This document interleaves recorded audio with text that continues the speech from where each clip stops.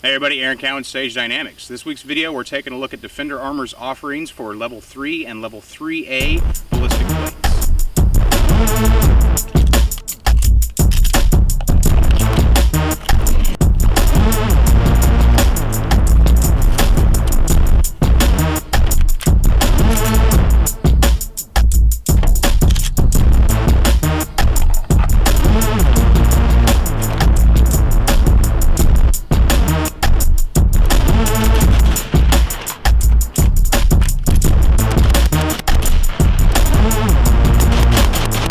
Now, I consider myself a connoisseur of fine body armor. I've been wearing body armor all of my professional career, be it beginning with the flak vest in the military, down to Level 4 plates, your hard ceramic plates, and then in law enforcement, 3A and 3 rated vests. We'll get into the rating systems, but you've got a couple different types of body armor. Kevlar is probably the most pervasive, the one that you see the most. It's one that's predominantly worn by law enforcement, your Level 3A Kevlar vests. I've worn those extensively, a bunch of different brands. Good thing about Kevlar is it's an aramid fabric. It's malleable, it's movable, it shifts, it folds to the body. Of course, quality varies. Also talk about that. Then you got ceramic, which is generally boron carbide. It's usually a composite with some kind of backer, plastic or even aramid such as Kevlar woven in there or built into the panel itself. Bad thing about ceramic plates is they are kind of fragile.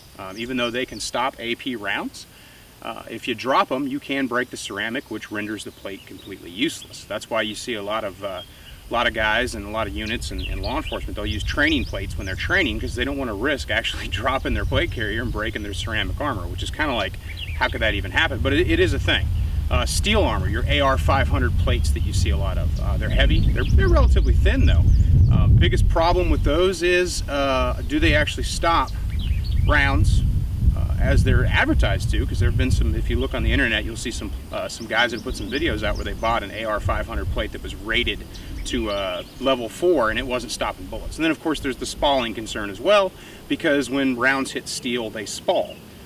Those plates are usually coated with something to prevent or to minimize the spalling, but spalling is still a real concern. And then the latest kid on the block, you've got polyethylene plates or poly plates, which is what DFNDR Armor is. Poly plates are super light and they roughly, present the same ability to be shaped like your Level 4 plates, like your triple curve or your swimmer cut or what have you. But well, from DFNDR's Armor, is the plate going to hold up to what it's designed to do? Is it actually going to stop bullets? So when we talk about a body armor's rating, it's got a rating. What we're talking about is the Law Enforcement and Corrections Standards and Testings Program under the National Institute of Justice. They test the armor and they apply a rating to it. That rating is dependent on what the armor is capable of stopping. So 3A, for example, is a pistol plate. It's designed to stop predominantly handgun ammunition. It's rated for handgun ammunition. It's tested for handgun ammunition. Level 3, which some people think is somehow below 3A because it doesn't have the A on the end. They think, well, 3A must be better than 3. And actuality, that's not true. A Level 3 plate is a rifle threat plate. It's designed to stop non-AP rifle rounds. And then you have Level 4, which is commonly your ceramics, which will stop rifle AP. So the rating system can be a little confusing, but if you're already thinking about buying body armor, I highly encourage you to just Google NIIA standards and just read the first hit should be a PDF that comes up that explains the entire testing process. So if something has an NIIA rating or has met NIIA standards, you actually have the knowledge of knowing like, oh man, it went through all of this and passed. Because body armor is pretty important. The rating system is pretty important, and if an armor is sold with a certain rating, it needs to be able to meet that rating. So for me, I want to be able to replicate when I test body armor the NIIA standards. Now we're up to NIIA 06, which changed from the previous iteration that they were using. The problem usually is it would be very, very expensive for me to meet the NIJ standards exactly because of the amount of armor that they shoot. It would cost thousands and thousands of dollars to purchase all that armor personally and shoot it. And as far as companies are concerned, it doesn't make economic sense to send all their armor free of charge to the National Institute of Justice to do the NIJ rating, and then also send out the same amount of armor batched out to, you know, YouTube channels and people like myself. It just doesn't make fiscal sense. If you've got an NIJ rating, you should just run with that. And then other people, if they want to test it independently, they can. So with the Defender armor, I was really just looking at two criteria. The first criteria being that the armor is comfortable, because that matters, and I'll get into that. And the second criteria being that the armor actually does what it's supposed to do, which is stop bullets. If you have to ask why comfort is one of my criteria, then you have not worn body armor long enough. I can tell you from personal experience that wearing cheap Kevlar body armor for a 12-hour shift in the summer in a hot police car is not something you want to do. When Kevlar first became a thing back in the mid to late 70s, when police departments started buying it and they started equipping officers with it, they were budget conscious, so they're trying to buy the cheapest armor they could get, which is based on thread count. The more threads per impact, the more expensive the armor is going to be, the higher quality the aramid fabric is. So your less thread count results in thicker Kevlar, which results in basically very uncomfortable body armor, and a lot of cops would forego wearing it just because it was so uncomfortable. And of course, this is, you know, climate, time of year, and duty uniform dependent, but comfort is a huge deal. Another deal with body armor is it malleable enough, or is it stable enough that in certain body positions it's not going to choke you. I don't know how many times I've dropped something in a seated position in like a squad car, sitting at a desk or something like that, and bend over and had cheap body armor right up and choke the shit out of me. Super not cool. And of course your carrier plays a part in that, how you wear your armor plays a part in that. But armor needs to be as comfortable as possible, and it needs to allow movement, and more importantly, that movement needs to prevent the armor from shifting and exposing vital areas. So the cut of an armor is super important. That's why triple curve, swimmer cut, and things like that with the level 4 plates is becoming so important. Now, your traditional level 3A armor it's a fabric, so it does move a little bit, and of course quality depends on just how moving it is. I've seen some Kevlar that you really had to put some force into it to even get it to fold in half, and I've seen other Kevlar that you could roll into a burrito just based on the quality of the armor itself. With poly plates, it's going to be similar in presentation like a level 4 plate. It's not going to bend, it's not going to move. So the cut on that kind of armor is super important. So the plates that I was sent a level 3 rifle, a level 3A pistol, and then a level 3A backpack plate. Now obviously the backpack plate is a backpack plate, and I'll get to that. But I wanted to make sure that the cut and the fit would allow me to go about my normal training and practice activities. So for the level 3 plate, I went ahead and threw that in an S&S precision plate frame, just because that plate frame that I have is already cut for a poly plate. So it snapped right in there. The dimensions were a little bit different from the plate it was cut for, but it worked just fine. And I went about my normal practice routine when I incorporate a plate carrier into my training.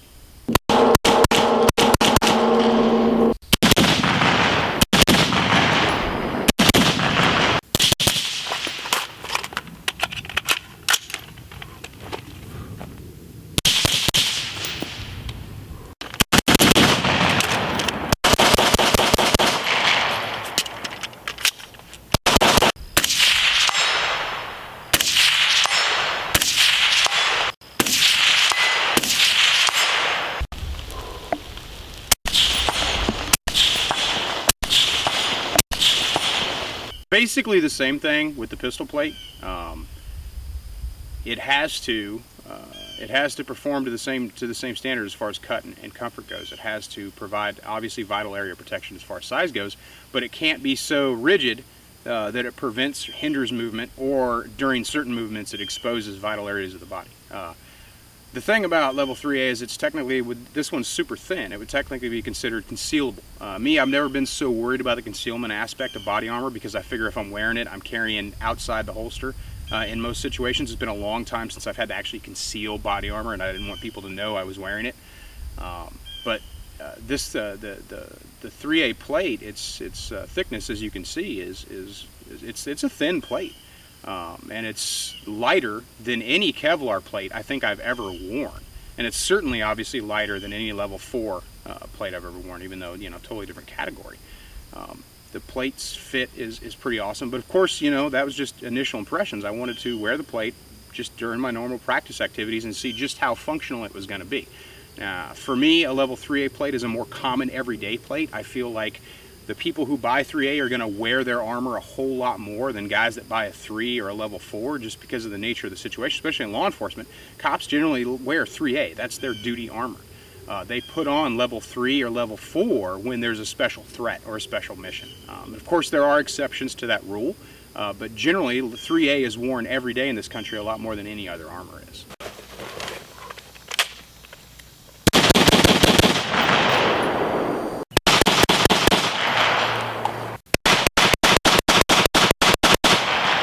So getting right into it, as you've already seen, this is the level 3 rifle plate.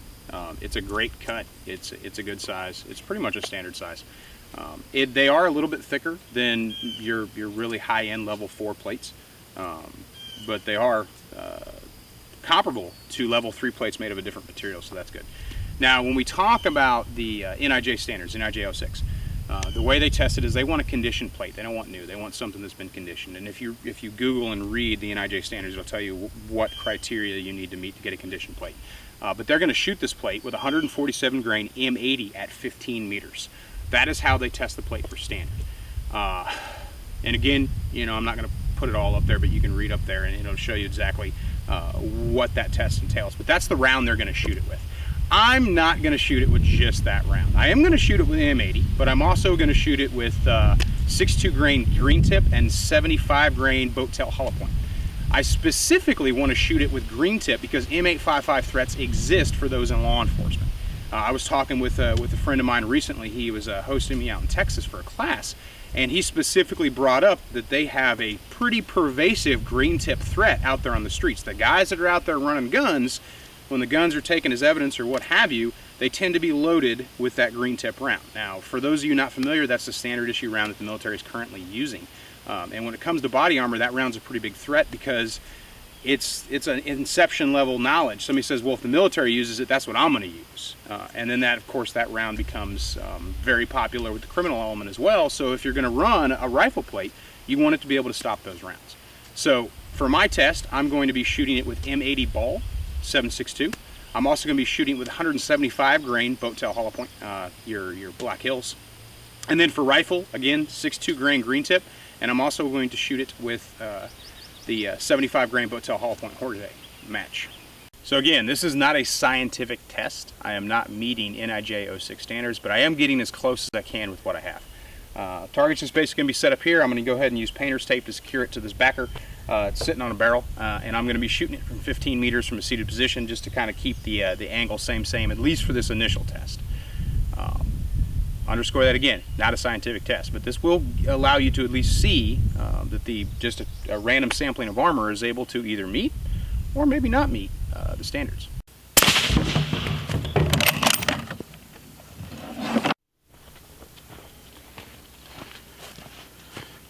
So that was one round of M80 ball at 15 meters, just right center of the plate. It did stop it, but you do have significant deformation on the rear, but no exit, no penetration, no secondary missiles that penetrated the fabric. So that's a stop. Let's shoot it again.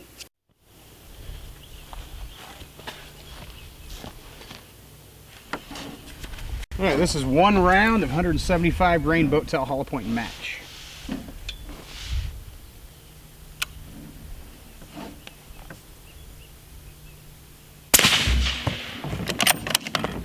That one was right on the edge of the plate, but we did have a stop.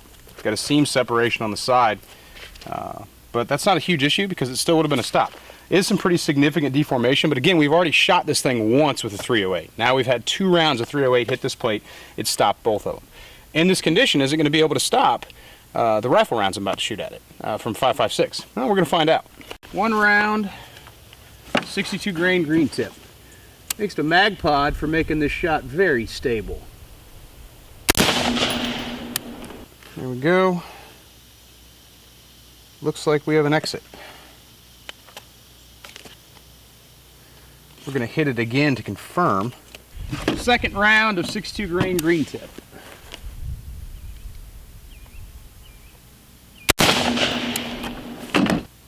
Point entry there. Exit. It looks like it's coming out significantly fragmented and definitely slowed way the hell down.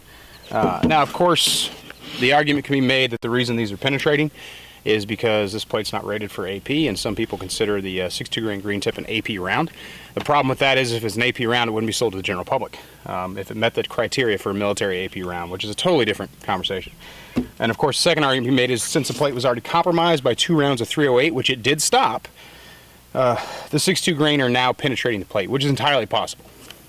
We're going to go ahead and set it up, and we're going to shoot it with that 75 grain boat tail hollow point and see what we get.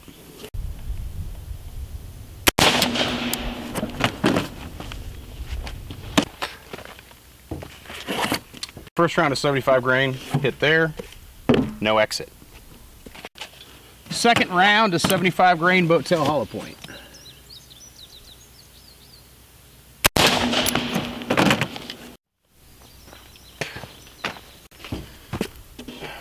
Second round, here, no exit.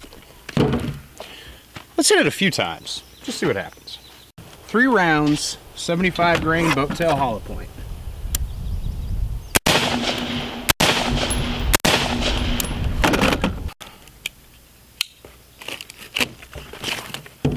Here, here, here, no exit. So it looks like the only thing that's going to pop this plate is that 6.2 grain green tip, which is designed to defeat armor, according to some people. And if that's the case, it certainly does as advertised. I'm not going to get into an ammunition purpose debate on this. But stop 2 rounds 308, multiple rounds of 75 grain boat tail hollow point. Those are all front presentation. Now, I've shot the hell out of this plate at this point, but I'm not done yet. I'm going to do one more test. I'm going to do an angled shot.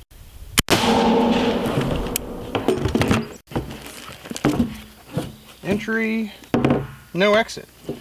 So, as far as my testing is concerned, and again, this wasn't scientific testing, but testing nonetheless, this thing stops everything it's supposed to stop. It does not stop definitively the 6.2 grain green tip, which is, for some people, considered a special threat round. So definitely a concern if you're looking at 3 plates. I'd recommend go ahead and bump that up to level 4 if you face green tip as a threat for your particular armor choices. DFNDR Armor pistol plate. Look at this thing. Super thin, super light. Measurements are within, standard what you'd expect for concealable body armor as far as plate size, vital coverage, things like that. Level 3A plate. Now IIIA 06, and I'm going to go back to that because I'm trying to keep as close to that standard as possible. The IIIA 06 test for level 3 armor is done with 357 SIG, full metal jacket flat nose, 125 grain, and then a 44 Magnum semi-jacketed hollow point in 240 grain. Now I don't own a 357 SIG, so I'll be using a 9mm with 124 grain. So already, it's not a scientific test. We're already outside the parameters of the IIIA 06 test, which again, I've already explained with the rifle plate, I can't be inside the parameters because I just don't have enough of this armor. But for, just general purposes, showing just a random sampling of armor, can it stop bullets, which is what it's designed to do. So I'm going to shoot it with a 9mm with 124 grain gold dot, and I'm also going to shoot it with a 44 Magnum, firing jacketed hollow point 240 grain. So I'm getting as close as I can with what I got. Now, NIJ standard says the testing for pistol for 3A plates, for this plate, the pistol, the actual concealable plate, and the backpack plate I have, are both going to be done at 5 meters. All right, 1 round, 124 grain. There's our point of entry, minimal deformation, no exit, plate still intact. Let's hit it again. Well, we're not going to get 2, are we? Let's set it. All right, one there, which is basically stacked from the very first round I fired. No exit. Deformation has, of course, increased, but we've shot it 3 times. 44 Magnum, 240 grain, jacketed hollow point.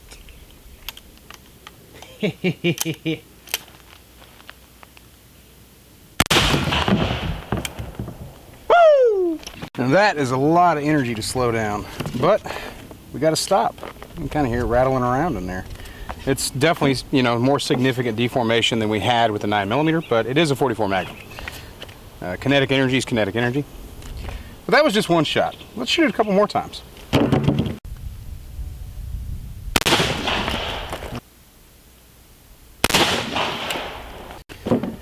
So 2 rounds. First one was there. The second one was right below it. I was trying to get the same point of aim. It looks like we had some fragmentation come out the back, but the entire round did not exit. I'm going to go ahead and confirm that. Obviously, first round stopped. That's 3 rounds of 240 grain, 44 Magnum, jacketed hollow point.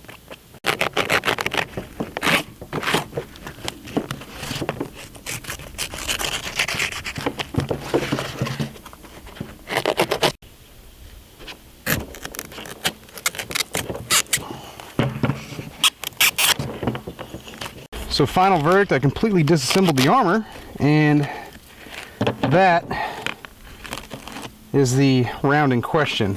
There's all 3 rounds of 44 Magnum. One of them had some significant jacket separation. And then there's all our 9mm, and there's still fragments within the panels. But that answers the question. We did not have a round exit the panel. What I basically figured out, or my theory on the 2 straight perforations we had on the back, were caused by basically the panel being driven back into the wooden stake. It wasn't from a round exit. So 3A confirmed as far as I'm concerned. So now we have the backpack plate. We're going to do the backpack plate test the exact same way that we did the 3A conceal plate. It's going to be 9mm, and it's going to be the 44 Magnum once again. 3A backpack plate, 1 round, 124 grain gold die. Entry point, minimal bulging, call that a win.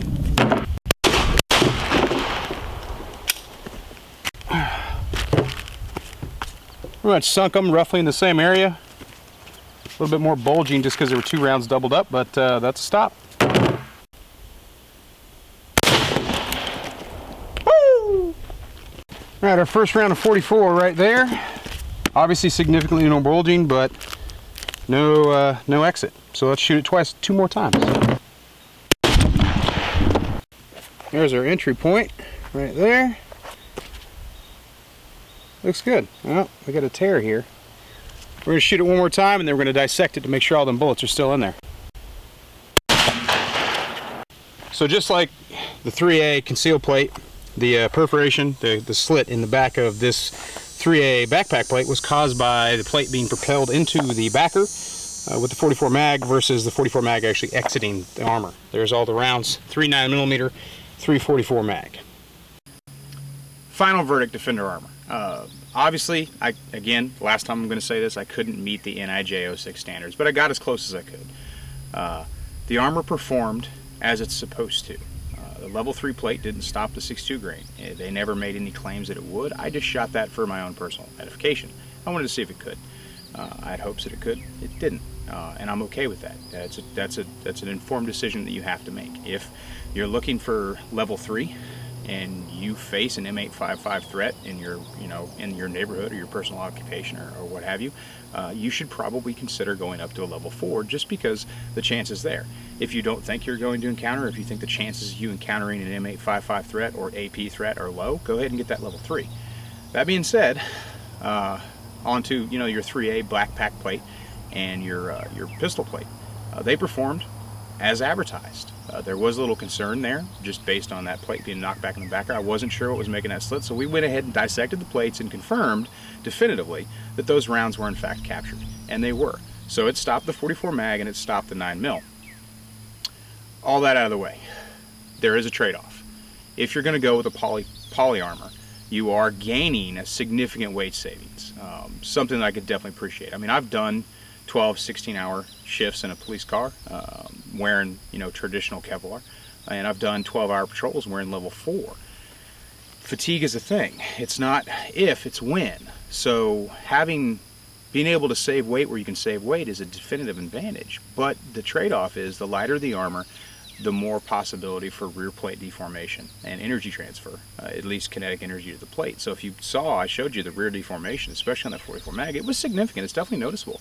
It's more than you would have got from some other types of armor. but those other types of armor don't have the weight savings and they don't have the flexibility. So that's your trade-off.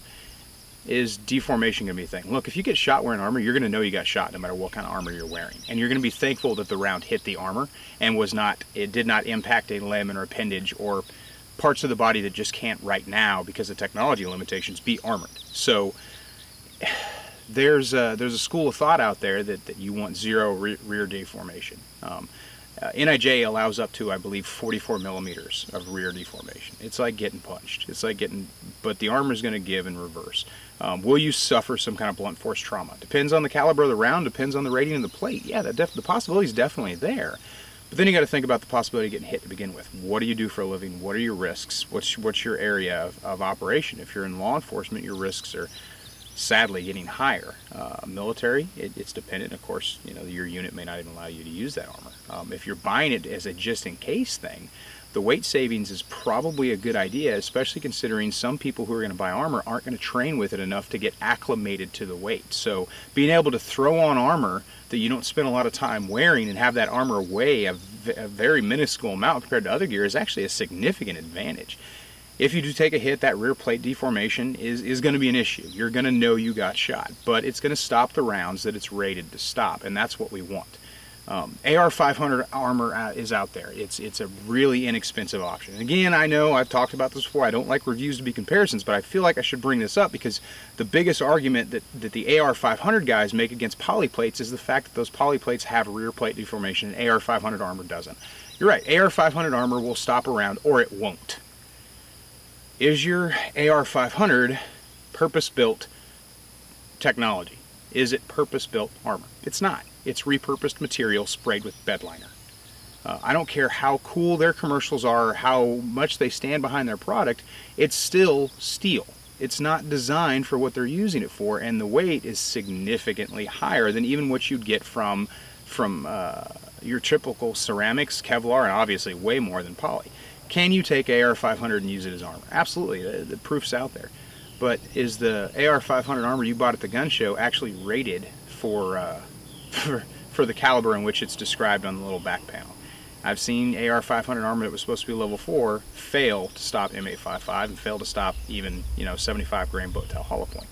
So do your due diligence, do your research. If you're looking at Defender Armor, don't just take my word for it. Go out and see who else has done tests on this. Look at the data that's out there. Reach out to them, talk to them. Do your due diligence. Armor is a significantly important decision. It's just as important as the quality of the firearm that you buy.